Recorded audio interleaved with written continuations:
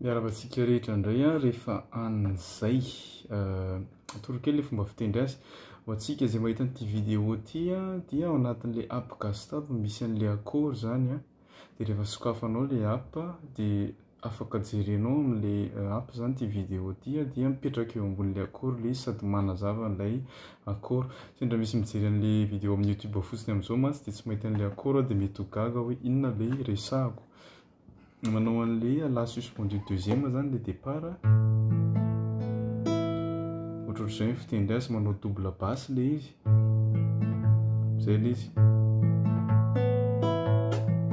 zay zany anarany.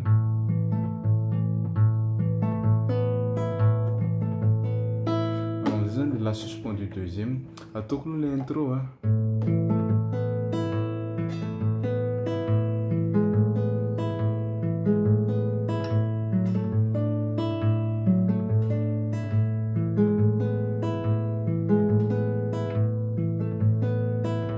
zay le intro intelo le izy dia mandeha amin'izay le hira dia ohatrohatr'izay ihany le izy ny fiainana dia tonire tsy maintsy misy fe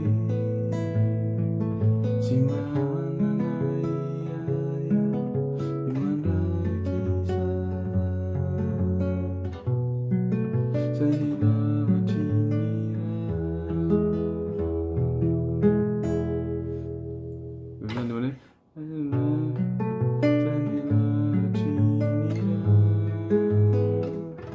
misy an'iny mi basse la bémol raha mbola sarotra dia afaka atao direct mi fotsiny.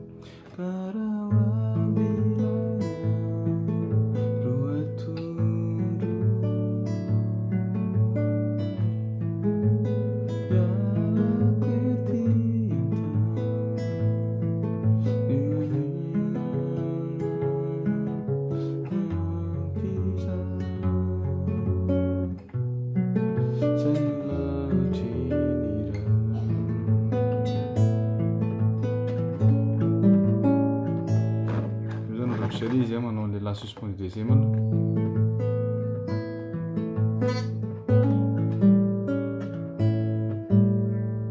dia manao septième simba la ré majeur septième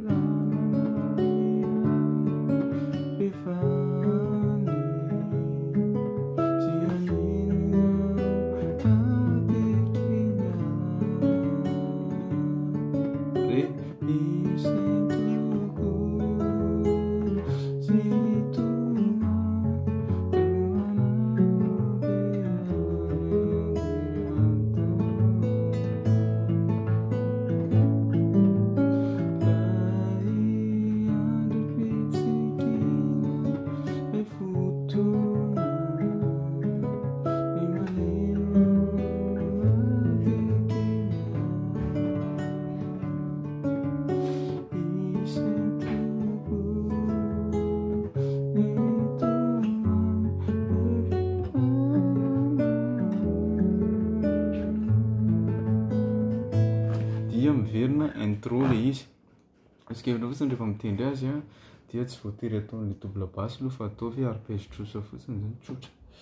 Ny fiainana dia tonire zay dia efa mety.